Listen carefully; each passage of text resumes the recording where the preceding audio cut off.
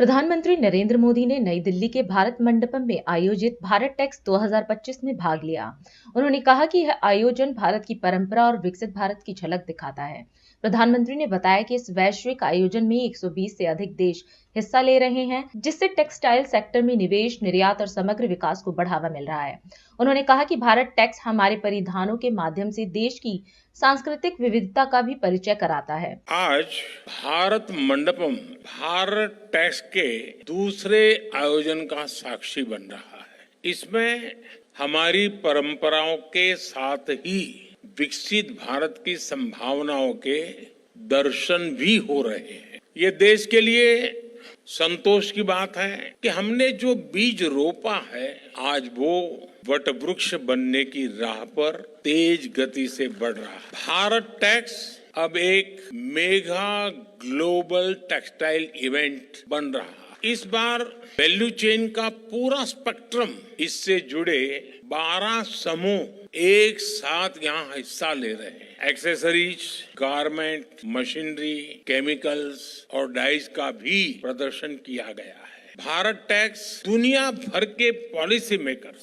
CEO और industry leaders के लिए एंगेजमेंट, कोलैबोरेशन और पार्टनरशिप का एक बहुत ही मजबूत मंच बन रहा है। इस आयोजन के लिए सभी स्टेक होल्डर्स का प्रयास बहुत सराहनीय है। मैं इसके काम में जुटे हुए सब लोगों को हृदय से बहुत बहुत बधाई देता हूं। साथियों, आज भारत टैक्स में 120 से ज्यादा देश हिस्सा ले रहे हैं। जैसे गिरिराज जी ने बताया, 126 कंट्रीज, यानी यहाँ आने वाले हर एंटरप्रेन्योर्स को 120 देशों का एक्सपोजर मिल रहा है। उन्हें अपने बिजनेस को लोकल से ग्लोबल बनाने का अवसर मिल रहा है। जो एंटरप्रेन्योर्स नए बाजारों की तलाश में हैं, उन्हें यहाँ विभिन्न देशों की कल्चरल नीड्स की जानकारी मिल रही। थोड़ी देर पहले मैं प्रदर्शनी में लगे स्टॉल्स को देख रहा था। ज्यादा तो नहीं देख पाया,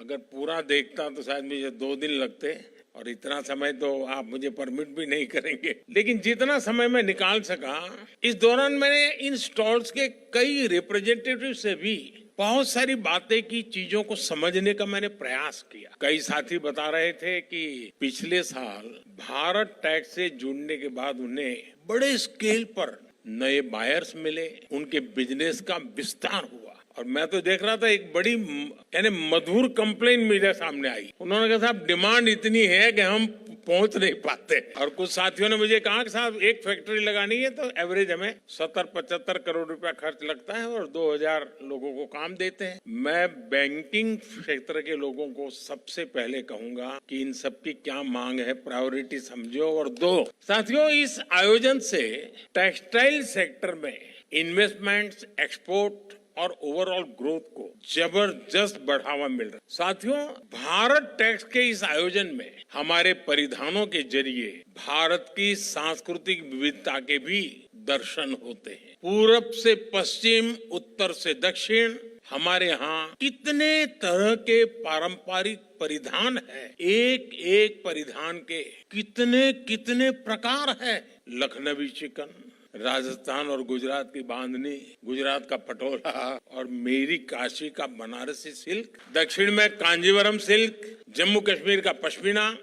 ये सही समय है ऐसे आयोजनों के जरिए हमारी ये विविधता और विशेषता वस्त्र उद्योग के विस्तार का भी माध्यम बने। साथियों, पिछले साल मैंने टेक्सटाइल इंडस्ट्री में फार्म, फाइबर, फैब्रिक, फैशन और फॉरेन, इन 5 एफ फैक्टर्स की बात की थी। फार्म, फाइबर, फैब्रिक, फैशन और फॉरेन का विजन अब भारत के लिए एक मिशन बनता जा रहा है। ये मिशन किसान, बुनकर, डिजाइनर और व्यापार, हर किसी के लिए ग्रोथ के नए रास्ते खोल रहा है। पिछले वर्ष भारत के टेक्सटाइल और एपरल एक्सपोर्ट्स में 7% की बढ़ोतरी हुई है। अब आप 7% में ताली बजाओगे तो मेरा होगा क्या? अगली बार 17% हो तो फिर ताली हो जाए। आज हम दुनिया के छठे सबसे बड़े टेक्सटाइल और एपरल्स एक्सपोर्टर है।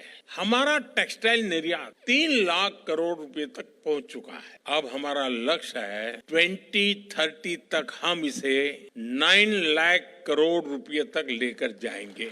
मैं भले बोलता यहाँ हूँ ये 2030 की बात, लेकिन आज जो मैंने वहाँ जो मिजाज देखा है तो मुझे लगता है कि शायद आप ये मेरा आंकड़ा गलत सिद्ध कर देंगे और 2030 के पहले ही काम पूरा कर देंगे। साथियों, इस सफलता के पीछे पूरे 1 दशक की मेहनत है, 1 दशक की कंसिस्टेंट पॉलिसी है। इसलिए पिछले 1 दशक में हमारे टेक्सटाइल सेक्टर में विदेशी निवेश 2 गुना हुआ है। राष्ट्र सर्वप्रथम, राष्ट्र सर्वप्रथम, राष्ट्र सर्वप्रथम, राष्ट्र सर्वप्रथम।